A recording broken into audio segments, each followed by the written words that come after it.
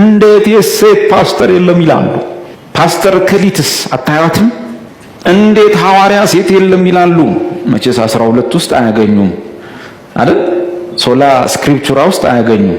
ስለዚህ ሶላ ምን እንደሆናል የራሳቸው እዛ ከሊትን ይጠቅሳሉ። ሐዋርያዊት ሲጀመር ለሴት ሐዋርያ አልማዝ አይባልም። ሴት ከሆነችም ሐዋርያዊት አልማዝ ወይም ሐዋሪት አልማዝ ነው ሊሆን የሚችለው። ይሄ ሁሉ አመጻና የብዙ ትልልቅ ሰዎች ድጋፍ ያለበት በእግዚአብሔር ቃል ላይ የመሰልጠንና ምን ይሆናል የሚል ነገር ነው። አሁን 4 ሴት ፓስተሮች ብንሾ ምን አለበት? ብንሾ ምን ይሆናል? እኛን በአገልግሎት በጸጋ ስጦታቸው ማገዝ ይልቅ ከመርዳት ይልቅ ቢመሩ ያው ረዳት እንድትሆን ንፍጠራት ነው ሲጀመር አይደለም።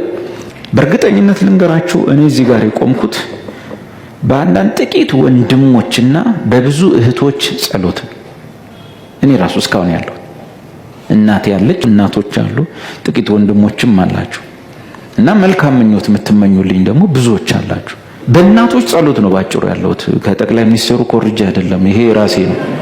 በእናቶች ጸሎት ነው ያለሁት። ሹርሊ በእህቶች ጸሎት ነው ያለሁት እና መቅደስ ውስጥ ሆና መቅደሱ አካባቢ ሆና ሀና የምትጸልየው ጸሎት እኮ መሲ በአካል ሲመጣ ለማየት ያበቃል። ቀላል መስሏቸዋል። ባጭሩ ግን እንደዚህ አሁን የተነሳው ፌሚኒዝም መንፈስ ቸርች ውስጥ ሲመጣ ብስጭት የሚያደርጋቸው ሰዎች ይኖራሉ። መጥፎ ደግሞ የሚሆነው ፌሚኒዝምን የሚደግፉ አገልጋዮች ነቢይ መስለው አገልጋይ መስለው ባክሽ ምንድነው ግፊው እያሉ ሲመጡ ነው። ያን ጊዜ ላይ ጳውሎስ እንዲህ አለ፣ እንደዚህ ያለ መመሪያ ሰጠና ማንም ነቢይ ወይም መንፈሳዊ የሆነ ቢመስለው ይህች የጻፍኩላችሁ የኔ ትእዛዝ እንደሆነች ወቁ። አቤት ጌታ ትእዛዝ። በነገራችን ላይ ባይመችም ይመቻል ስለምደው። እሺ የሆነ ኦርደር ውስጥ ገብቶ ስርዓት ውስጥ ገብቶ በቤተ ክርስቲያን ውስጥ ታዞ ወንድነትህን ጠብቀ ሴትነትን ጠብቆ ጸጋን መግለጥ ማገልገል መጥቀም እንደ ፊልጶስ ሴቶች ልጆች እነዛ ሴቶች ልጆች እነሱ እኮ ናቸው ፊልጶስን የሚያክል የቤተ ክርስቲያን አገልጋይ እነዚህ 4 ሴቶች ልጆቹ በትንቢት ያገለግሉታል። እንደዚህ ሆኖ ሰሚት ሆኖ ራስን አስገዝቶ የቤተ ክርስቲያን መሪ ልሁን ፓስተር ልሁን ሽማግሌ ልሁን ላንቀሳቅሰው ለምራው ሳይሉ ከሆነ ቸርች ወጣ አንዲት ሴት ቤተ ክርስቲያን በሽም እውነት ለመናገር እንደዛ አይነት ሴቶች ብዙ ጊዜ ባሎቻቸውን ማኒፑሌት ማድረግ የሚችሉ ናቸው። ኮንትሮል ያደርጉ ናቸው ማይንዳቸውን። ባሎቻቸውን ቼክ አድርጓቸው። ወንዶቹ እንደ ሴት ነው የሚገዛው። እንደ ሴት ምንም አይደለም። በብዙ አንዱ ለአንዱ ይገዛ የሚላለ ግን አገዛዙ ወንድ ሴትን በሚገዛበት መንገድ መሆን የለበትም። ኦር ደግሞ እንደዛ የሚከፍቱ ሴቶች ባሎቻቸውን ማኒፑሌት ያደረጉ ብቻ አይደሉም። አንዳንዶቹ አያገቡም ኦር የፈቱ ናቸው። ቸርች መክፈት ኦር ምናምን የሚፈልጉ ሴቶች የፈቱ ናቸው። 40-50 እና ትዳር የለም። ያን ጊዜ ይመቻል ይመስለኛል። ሳያቸው እንደዛ ናቸው።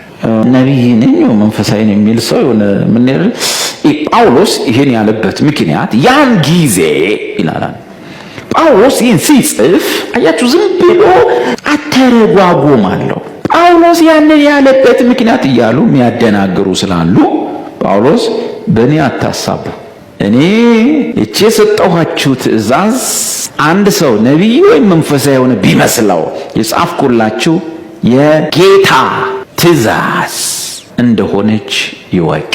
በአዲሱ መደበኛ ትርጉም ይሄን ማወቅ የማይፈልግ ከሆነ ግን እሱ ራሱ አይታወቅ ይላል። ለዚህ ጀጅመንት ነው ማለት ነው። የወይን ጠጅ መጠጣት ይቻላል ወይ? ይሄ እዚህ መድረክ ላይ የሚጠየቅ አይደለም። ሰንበት ተማሪዎቹ ሊመልሱት ይችላሉ። በደንብ ጥቅሱን ግን ጻፍከውና አንበዋል። ቅደም ተከተላለሁ ትችላለህ፣ ግን መጨረሻው ላይ ነው የመጣው። አንተ መጀመሪያውን ዘላል። ስለ ሆድህ ህመም የሚለው አንተ ቀጥታ መጠጣት ይቻላል ነው ያልከው። ስለምን? ስለ ሆድህ ህመም የሚለውንስ አሟሃል ወይ ነው የመጀመሪያው ጥያቄ።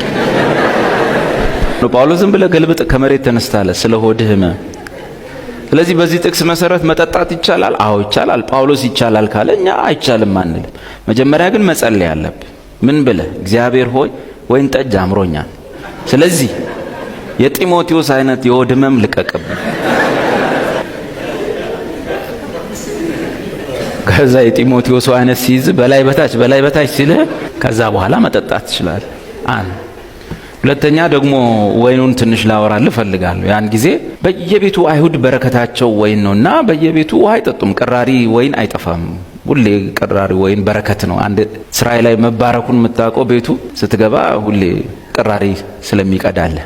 ሌላው ደግሞ አለ ለድግስ ነገስታት ቤት ለምናምን የሚዘጋጅ ደግሞ አለ። ብዙ አመት በበርሜል ውስጥ ታሽጎ በንጉሱ የታችኛው ጓዳ በቀዝቃዛ ስፍራ ውስጥ የሚቆይ እና ለትልልቅ ግብዣዎች የሚደረግ አለ። ሌላው ደግሞ እናቶችና የባህል መድኃኒት አዋቂዎች የሚያዘጋጁት አለ። ሽግት ብስብስ ያለ ባክቴሪያ ፉል የሆነ መድረኩ ቃሉ ትንሽ ደስ አይልም እና የሚገማ ባክቴሪያ በጣም ፉል የሆነ የሻገተ ወይን ጠጅ አለ። ስለሱ ነው የነገረው። እና እሱንስ ኬት ታገኛለህ? እሱንም ማግኘት እኮ ራሱ አንድ አበሳ። ባበሻ አቅምህ እሱን ጠጥተህ ሰው ትሆናለህ፣ ትሞታለህ እኮ። እንደዚህ ነው እና ምንም ሊያስኬድህ አይችልም። ለዚህ እንደዛ አይነት ሆድ ህመም ካለብህ እንደዛ አይነት ወይን ጠጅ ካገኘ መጠጣት መብት ነው። ጳውሎስ ከፈቀደኛ ማንን መንከላ? ከጳውሎስ በላይ መንፈሳዊ ልንሆን ነው።